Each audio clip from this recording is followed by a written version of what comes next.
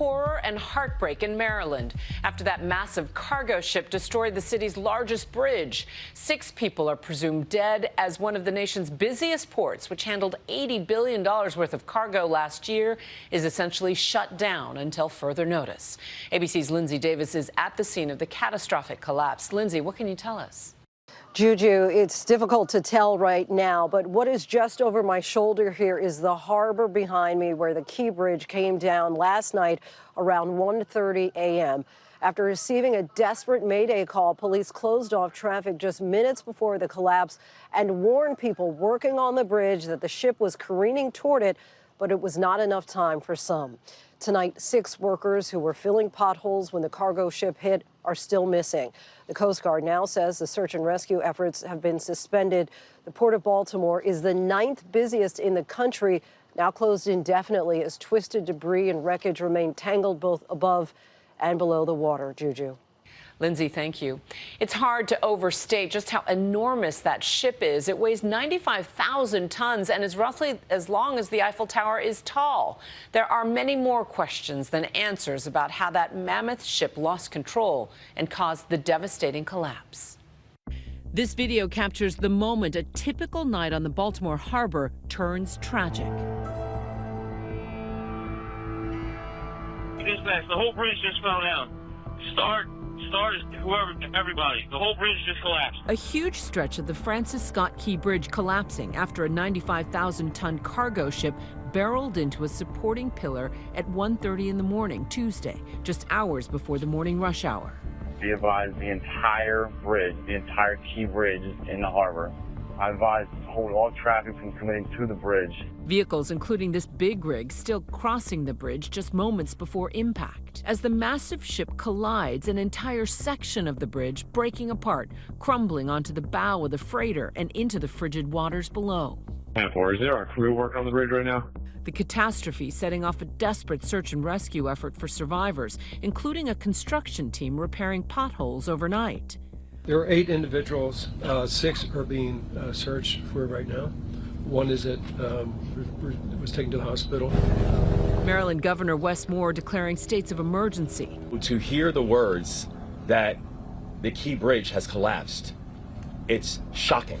For every single one of us who are Marylanders, the words that the Key Bridge is gone, it still shakes us. 2 people were rescued, 1 admitted to Baltimore Shock Trauma Center in critical condition. At least 6 more people remain unaccounted for, all believed to have worked for a company called Bronner Builders.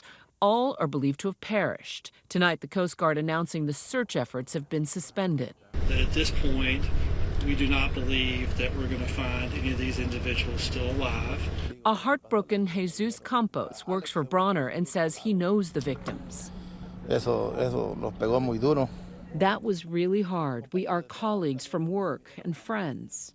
The Danish shipping company, Maersk, who chartered the Dolly, saying to ABC News in a statement, "We are horrified by what has happened in Baltimore, and our thoughts are with all of those affected." So far, no injuries or casualties among the ship's crew have been reported. It was about 1:20 in the morning. This ship was taking off on a 27-day journey to Colombo, Sri Lanka. It had about 4,000 containers on board. According to the Department of Homeland Security, the Singaporean motor vessel Dolly lost propulsion as it was leaving the port at the Baltimore harbor. A full loss of power and a full breakdown of the system means that the rudder's not responding, whether it's where they're trying to turn the ship with the ship's wheel, or if an emergency steering, that you just have no control of the vessel. So you really have very little to do at that time. The ship seen in this video going completely dark, mere seconds before slamming into that pillar. Then thick black smoke begins billowing into the sky. The power turning off again and then back on.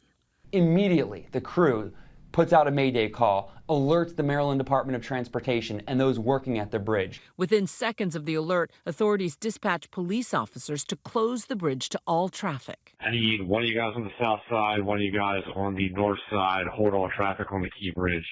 There's a ship approaching, has just lost their steering. So until you get that under control, we got to stop all traffic.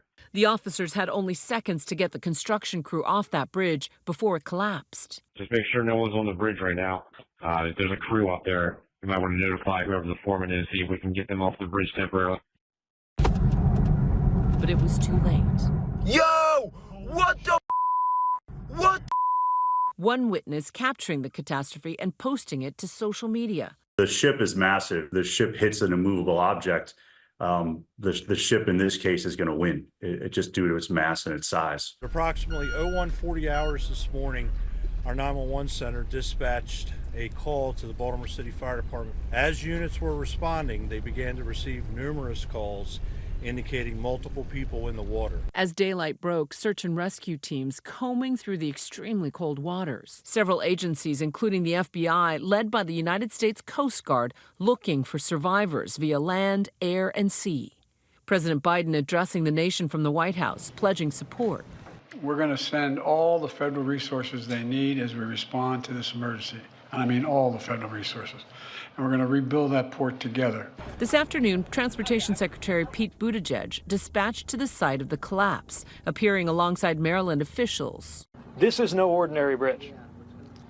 This is one of the cathedrals of American infrastructure. So the path to normalcy will not be easy. It will not be quick. It will not be inexpensive. But we will rebuild together.